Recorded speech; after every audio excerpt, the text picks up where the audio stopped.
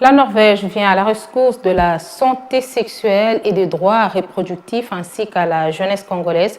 Son ambassadeur à Kinshasa vient d'octroyer en couronne norvégienne une enveloppe équivalente à plus de 2 millions de dollars américains. Un accord a été signé dans ce sens entre l'ambassadeur de Norvège et le chargé de bureau au Fonds des Nations Unies pour la population. Au cours de cette cérémonie, l'ambassadeur du Royaume de Norvège en RDC a affirmé l'engagement de son pays à soutenir l'UNFPA qui se bat pour le droit de femmes et des filles afin de leur permettre de décider de leur propre corps. Il a également rappelé que son institution soutient les efforts visant à promouvoir le développement des adolescents et des jeunes filles à travers de programmes qui visent à mettre fin au mariage des enfants et aux grossesses précoces, aux initiatives qui améliorent la santé et les droits en matière de santé sexuelle et reproductive, à l'éducation des enfants et les efforts de lutte contre la violence sexiste, même dans les contextes humanitaires. La Norvège est en RDC pour soutenir plusieurs domaines d'intervention. Notre engagement inclut les droits sexuels et reproductifs de la femme, tout simplement parce que c'est une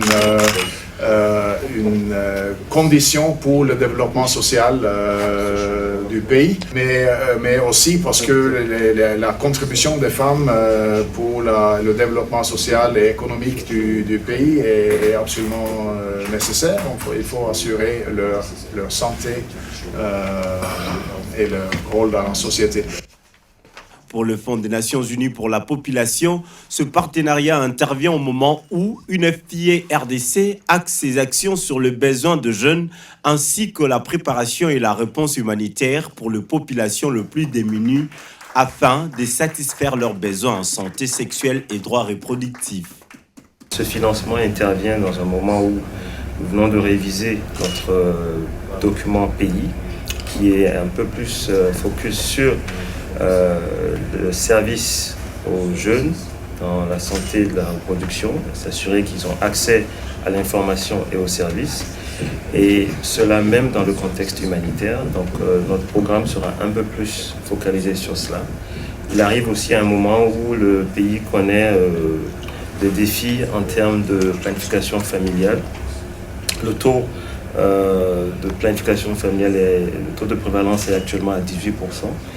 Ce financement va contribuer à acheter plus de contraceptifs pour augmenter ce taux de prévalence dans le pays. Ce financement d'une durée de 3 ans permettra d'adapter les services aux besoins des adolescents et des jeunes pour leur permettre d'exercer leur droit à l'information et aux services de santé sexuelle et reproductive, notamment à travers une éducation sexuelle complète, le renforcement de compétences en leadership et leur résilience. Le jeune étant au cœur du développement, leurs compétences et leurs capacités pour faire des choix éclairés concernant leur santé et leurs droits sexuels et reproductifs et leur bien-être figurent également dans l'exécution de ce financement.